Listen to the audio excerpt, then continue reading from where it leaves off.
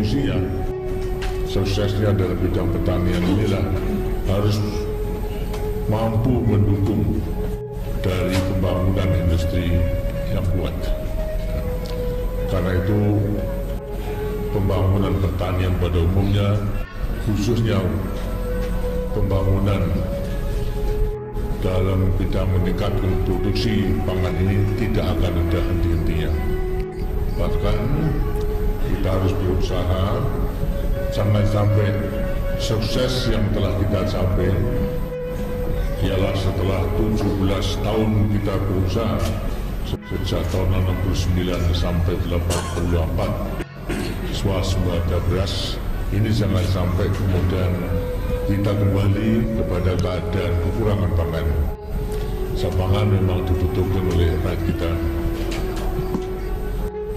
Kita memang bergembira bahwa dalam bidang pangan, khususnya beras, yang tadinya kita merupakan negara pengimpor beras yang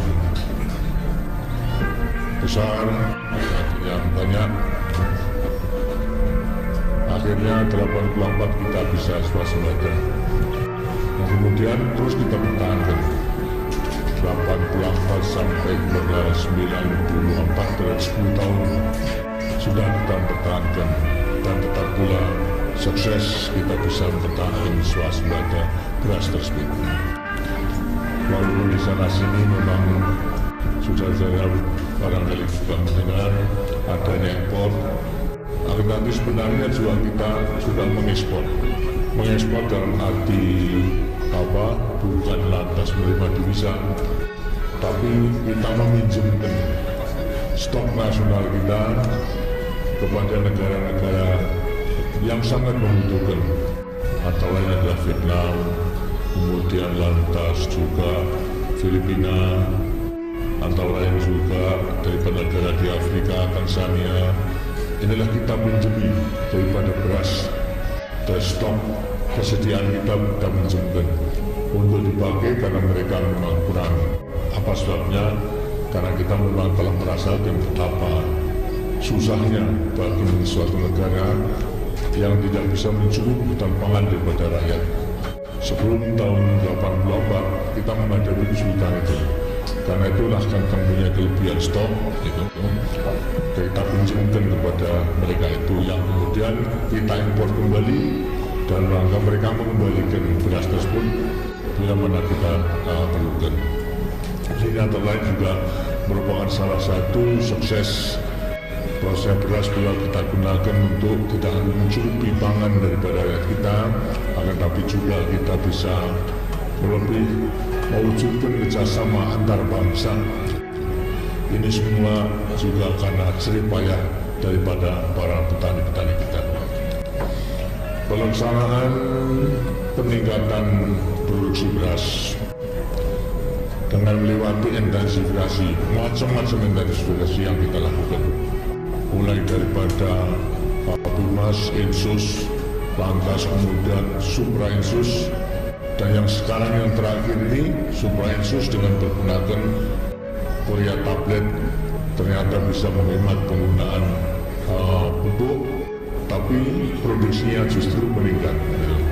Ini pun masih merupakan salah satu cara untuk lebih menjamin daripada kebutuhan beras di Indonesia di kelak kemudian hari, sehingga dalam rangka mempertahankan swasembada beras masih ada titik-titik terang.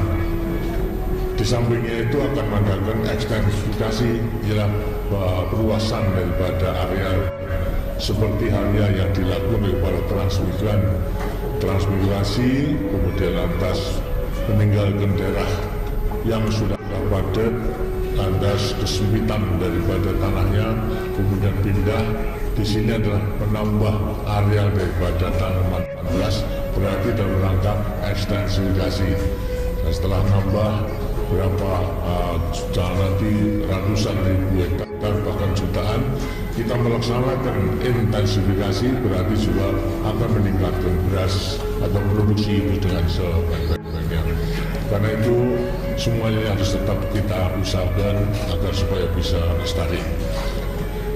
Tadi telah saya katakan, transmigrasi tidak hanya memindahkan penduduk semata-mata, apalagi juga ada penelitian bahwasanya transmigrasi adalah memindahkan kemiskinan daripada rakyat yang hidup miskin di Jawa, di Bali, dan juga di Nusa Tenggara Timur misalnya, lantas pindah, tapi akan tetap miskin saja. Bukan demikian, kita melaksanakan transmigrasi dalam rangka lebih meningkatkan pendapatan daripada transmigran, sehingga pendapatannya tersebut akan bisa mencukupi kebutuhan daripada hidupnya, baik daripada kebutuhan pangannya maupun jalan terhadap kebutuhan pangan. Di sampingnya itu juga tidak hanya para transmigran, tetapi penduduk asli juga harus bisa meningkatkan pendapatan dengan cara-cara bercocok tanam, sebagaimana saudara-saudara yang baru datang telah berpengalaman, kemudian meniru. Disinilah akan mendapatkan pula daripada tambahan penghasilan bulan nanti, bercocok tanam sesuai apa yang dilakukan oleh para transmigran. Saya harapkan agar supaya membawakan kerjasama benar-benar bisa dilaksanakan. Kewajiban daripada para transmigran tidak hanya untuk dirinya, tapi juga supaya mengajak kepada penduduk asli sehingga edukasi dan mereka juga bisa menambah produksinya dan berarti pula menambah penghasilannya tersebut. Sebaliknya daripada penduduk asli juga supaya benar-benar meniru, belajar. Orang belajar itu tidak ada batas waktunya. Selama kita masih hidup, dengan sendiri juga dengan sendirinya kita memang harus juga tetap belajar. Lebih-lebih para petani, kalau belajar melewati teori dan sebagainya itu sulit. Nah ya apa ya? Jadi buat kamu yang nonton video ini, tontonlah video. Oke, segitu dulu ya episode kali ini. Yuk dewasakan diri kita. Jangan lupa like, comment, share, and subscribe. Ja, mata nih.